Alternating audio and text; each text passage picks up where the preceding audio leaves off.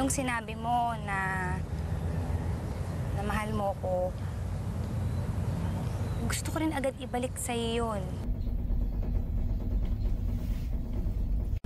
Gusto ko na ipagsigawan sa buong mundo na mahal din kita. Kaya nga binigyan kita ng time. Hindi naman time yung kailangan ko, Sir Chief. Ikaw.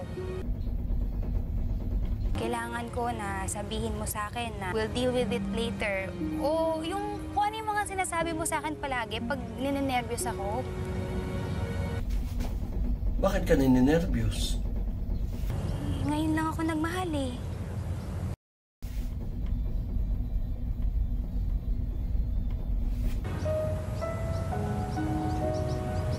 Did you mean what you said?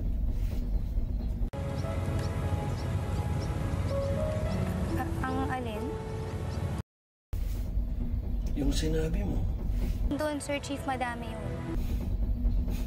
Hindi yung kanina, nung sinabi mo nung graduation mo.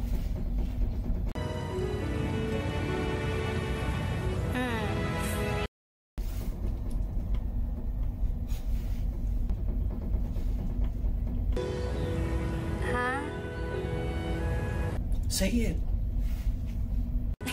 Ayoko, Sir Chief. Nahiya na kasi ako eh. Just say it, Maya.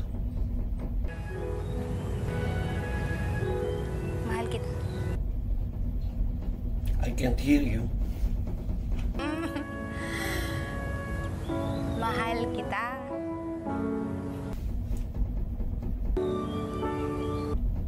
So,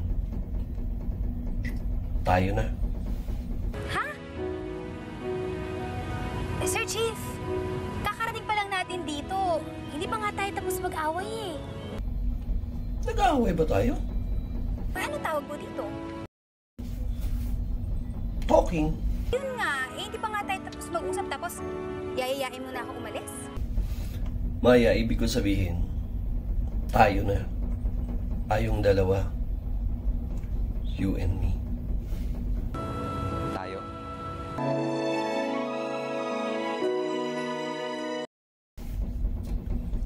Tayo na, di ba? Wala nang bawian. Hindi ka nagalit? I wasn't angry. Kanina lang eh. I was just explaining things to you, Maya. I wasn't angry. Po, Pikon. eh di galit ka nga. Magkaiba yun. Paraw lang yun. Fine. Hindi na ako pikon. Talaga? Yes. Pero if you don't answer my questions, mapipikon ako. Sige na nga. Tayo na. O, tara na. Sir Chief naman eh. Ang corny mo talaga. That's your life, sister.